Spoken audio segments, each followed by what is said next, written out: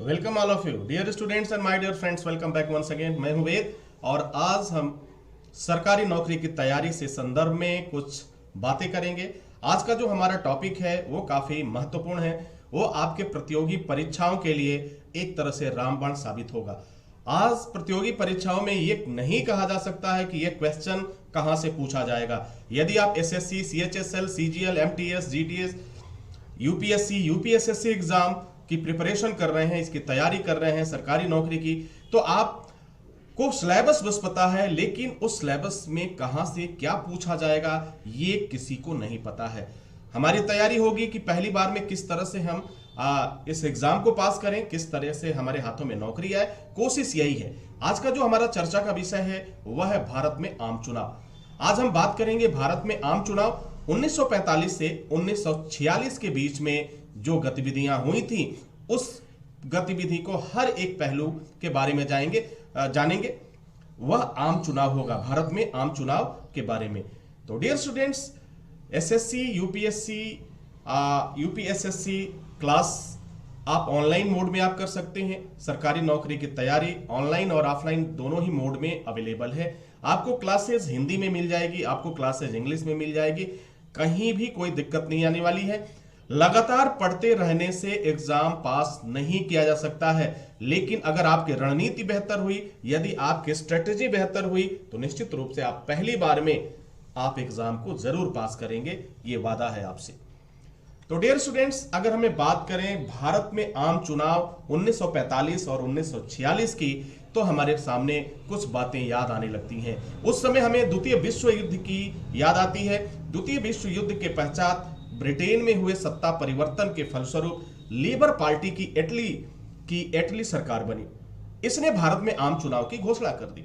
यानी द्वितीय विश्व युद्ध के पश्चात ब्रिटेन में हुए सत्ता परिवर्तन के बाद का जो समय है वह काफी महत्वपूर्ण है भारत के लिए।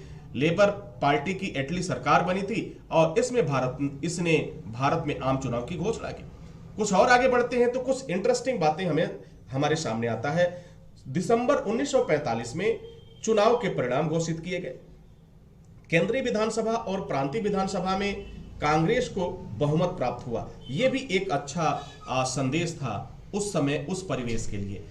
थोड़ा सा और आगे बढ़ते हैं तो हमें जानकारी जो मिलती है, केंद्रीय विधानसभा में कांग्रेस को सामान्य निर्वाचन क्षेत्र में 91.3% मिले थे, जो अपने आप में काफी बेहतर और लाजवाब था।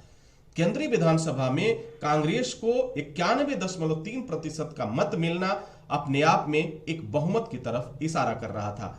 थोड़ा सा और जब आगे इसका सफर चला, कुछ आगे सफर चला, तो उस समय कुछ स्थितियां जो बन के आई, कुछ अलग ही नजर था उसका, कुछ अलग ही अंदाज था। प्रांतीय विधान मंडल में कांग्रेस को बंबई, मद्रास, संयुक्त प्रांत, बिहार, उड़ीसा और मध्य प्रांत में पूर्ण बहुमत मिला। जी हाँ, पूर्ण बहुमत मिला प्रांतीय विधानमंडल में कांग्रेस को। यानी एक तरह से देखा जाए तो कांग्रेस लगातार छक्के और चौके की बरसात करता रहा उस वर्तमान परिवेश में। गतिविधियां और भी बढ़ी, वक्त बदला और उसके बाद जो रिजल्ट सामने आया, कुल 11 प्रांतों में से 8 प्रांत में कांग्रेस की सरकार बनी। 11 प्रांतों में से 8 प्रांतों में कांग्रेस की सरकार बनी। ये अपने आप में एक बहुत बड़ी उपलब्धि उस समय की थी। थोड़ा सा और समय व्यतीत होता है, कुछ आगे चलते हैं, गतिविधियां जो सामने आती हैं तो उसमें कुछ नजरिया ये इस तरह से होता है। उत्तर पश्चिमी सीमा प्रांत में कांग्रेस ने 30 सीटें जीती थी। उत्तर पश्चिमी सीमा प्रांत में कांग्रेस ने 30 सीटें जीती। इसमें से 19 मुस्लिम सीटें भी थी। यानी जो कांग्रेस ने 30 सीटें जीती थी उसमें से 19 मुस्लिम सीटें भी थी। अब देखिए, आप इसका अंदाजा लगा सकते हैं कि ये आंकड़े किस तरह से ये बदल रहे हैं। केंद्रीय विधायिका में कांग्रेस को 102 में से 57 सीटें मिली। प्रांत में कांग्रेस को वर्ष 1937 में 714 सीटें मिली थी, लेकिन ये काफी दिलचस्प बात है, वही वर्ष 1946 में 923 सीटें मिली। कांग्रेस का जो 1937 में जो 714 सीटों का मिलना, फिर 1946 में 923 सीटों का मिलना, एक काफी लंबा उछाल दिखाता है। उस समय 1946 की जो बात है, 1945-46 की, केंद्रीय विधानसभा में मुस्लिम लीग ने सभी मुस्लिम सीटें जीत ली। अपने आप में यह भी एक जो है कुछ इशारा कर रहा था। केंद्रीय विधानसभा में मुस्लिम लीग ने सभी मुस्लिम सीटें जीत ली। आगे देखिए आगे क्या होता है, और दिलचस्प बातें सामने नजर आएंगी। बंगाल तथा सिंध में मुस्लिम लीग पूर्ण बहुमत मिला। मुस्लिम लीग को पूर्ण बहुमत मिला। कहां कहां? बंगाल में और सिंध में मुस्लिम लीग को पूरी बहुमत मिला, यानी जन समर्थन इसे मिला। अगली पॉइंट जो हमारे सामने आती है, उत्तर पश्चिम प्रांत में मुस्लिम लीग को केवल 17 सीटें मिली थी। उत्तर पश्चिम प्रांत में मुस्लिम लीग को केवल 17 सीटें मिली थी। डियर स्टूडेंट्स, आप देख रहे हैं कि जो भारत में आम चुनाव 1945 और 46 की बातें आती हैं, वह अपने आप में एक काफी दिलचस्प बातें हैं और लगभग प्रतियोगी परीक्षाओं में इससे एक प्रश्न तो आता ही आता है। जब भी होगा एग्जाम तो एक प्रश्न जरूर आएगा। तो पंजाब में मुस्लिम लीग सबसे बड़े दल के रूप में उभरी थी, परंतु हिंदू, सिख और इंडियनिस्ट दलों ने मिलकर साझा सरकार बनाई। और वह साझा सरकार किसके नेतृत्व में बनाया था? तो वह साझा सरकार खिज्र हयात खां के नेतृत्व में बनाया था। खिज्र हयात खां के ऊपर भी क्वेश्चन बनता है, तो इस बात को जरूर ध्यान में रखिएगा और अपने जहन में रखिएगा। तो डियर स्टूडेंट्स, आज हमने जो बात किया भारत में आम चुनाव 1945 और 46 के बारे में हमने बात किया। तो जो हमारे सामने बातें आ रही हैं, इसमें जो कुछ महत्वपूर्ण बातें आती हैं वह बातें हैं उस समय 1945 और 46 में।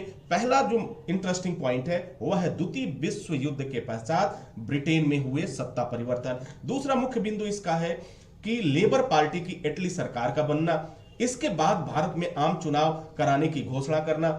दिसंबर 1945 में चुनाव परिणाम घोषित किए गए। इसके बाद से जो और भी इंटरेस्टिंग बातें आई, साझा सरकार बनी, किसने कितनी सीटें जीती, खिज्र हयात खां के नेतृत्व में बनाई गई। ये तमाम इंटरेस्टिंग पॉइंट्स हैं जिन पर क्वेश्चन आपके बनते हैं, आपके क्वेश्चन पूछे जाते हैं। आज मैंने ये बहुत ही शार्ट में, संक्षेप में आपके साथ ये डिस्कस किया, साझा किया।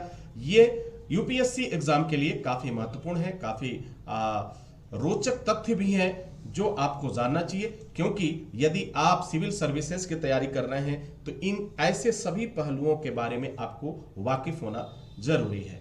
तो डियर स्टूडेंट, इसी के साथ इजाजत चाहेंगे। नेक्स्ट वीडियो में पुनः हाजिर होंगे। तब तक के लिए wish you all the best. Thank you for watching.